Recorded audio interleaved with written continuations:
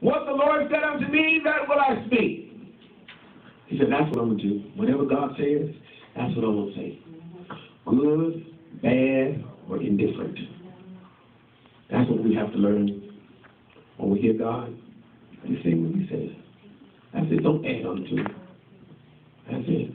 At one time, and it's a true story, a person was praying with a person, and they felt the Lord. And I mean, they really felt the Lord. It was genuinely God whom they felt. And there was another person on the line who was, their mother had died. And because they felt the Lord, they told him, oh, the Lord is going to raise your mother up from the dead. Well, no, the person told the person, the Lord's going to heal your mother. The mother hadn't died yet. And a few minutes later, the person called back and said, my mom died. Now, the Lord never said He was going to heal. But the person felt confident the Lord was going to heal because they felt His presence. Remember we talked about that hair standing up on your neck? That hair standing up on your neck don't mean that God is saying yes. Let me say that again. The hair standing up on your neck doesn't mean that God is saying yes. So they felt God. It was the Lord. But watch, when they didn't hear God say anything, they just felt God. And so they said, the Lord's going to heal your mom. And they were sincere. And a few hours later, the person called back and said, my mom died. And the person who had prayed with the person was distraught. Oh my God, the mom died. So they went a little further and said, then the Lord's going to raise the mom from the dead. And you know what they did at that morgue? They took that mom and they put her in the freezer. And the person called back and said, I want my mother. You said, God said, He's going to raise my mom up. And I want to tell you something. God didn't raise that mom up. That person was distraught. They really believed that that person had heard from God. And you know what made that person think they heard from God? Those hairs standing up on their neck. Now God talking to them, those hairs standing up on their neck. And so here's what happened here. He said, listen, I'm only going to say what God said. He's already got the pressure of 400 prophets saying the same thing. He's got the pressure of one person coming to him saying the same thing. He's got the pressure of two kings sitting on the throne in the royal apparel. And now he's coming, he's already got a bad rap. And he's coming to prophesy. And this is what happens. It says here in verse 15, so he came to the king, and the king said unto him, Micaiah, shall we go against Ramoth Gilead to battle, or shall we forbear? And he answered, go! He was being sarcastic now. You don't want to hear what I have to say? Go ahead. Go ahead up there. That's a good way to prophesy to people. You want me to tell you the truth? Or you just want me to agree with the protocol? Because I can agree with everybody, but it's not going to happen. So this is what he says. Go and prosper, for the Lord shall deliver it into the hand of the king. And this is what the king says. The king says, I know you. I already know how you operate. The king says, how many times shall I adjure thee that thou tell me nothing but that which is true in the name of the Lord? Why are you telling me a lie? You have never told me anything good, and now you're agreeing with those 400? That's why I say you don't find somebody that's your buddy. When you want to find God, don't find your buddy. Find somebody who can disagree with you. If they can't disagree with you, they're going to always agree whatever you say is God.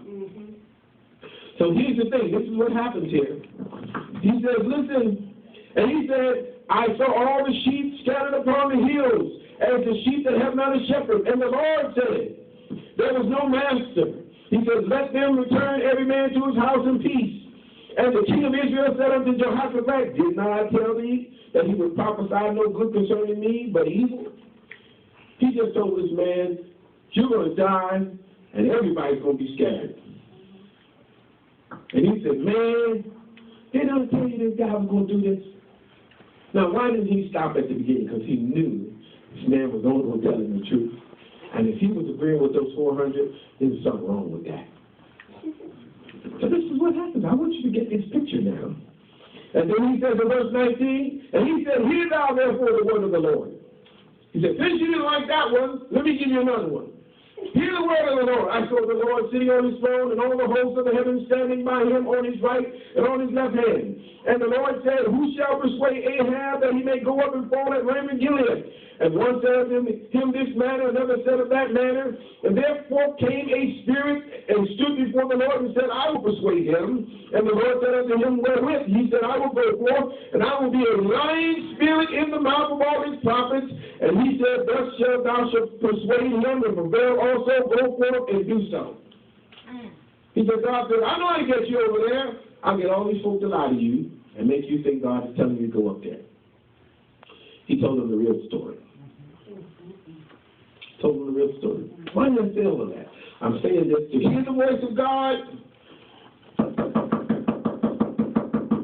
Got it now. You're not willing to knock. You're not willing to inquire. You're not willing to stay there. You said, I got a rough situation. He said, shall I go today? How much longer is that? That means today. I'm either going to fight today or I'm going to stay here today. That's it. That's the deadline. And so when we want to know, we inquire of him. And we don't inquire of him through friendly voices. We don't want people who are just going to tell us what we want to hear because they have compassion for us, because they love us. No, we don't want it because of that. We want God to speak to us, but we're willing to have someone speak to us in a neutral voice. If God's going to use somebody else, don't let it be my buddy. Because my buddy, and they always want what I want. And so this is what he was faced with. Turn to 2 Kings, the 3rd chapter.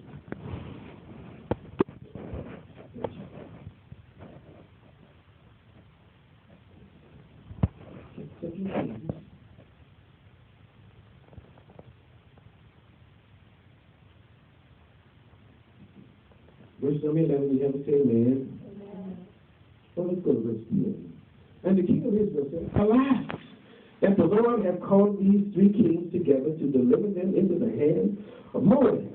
But Jehoshaphat said, is there not a prophet of the Lord, that we may inquire of the Lord by him?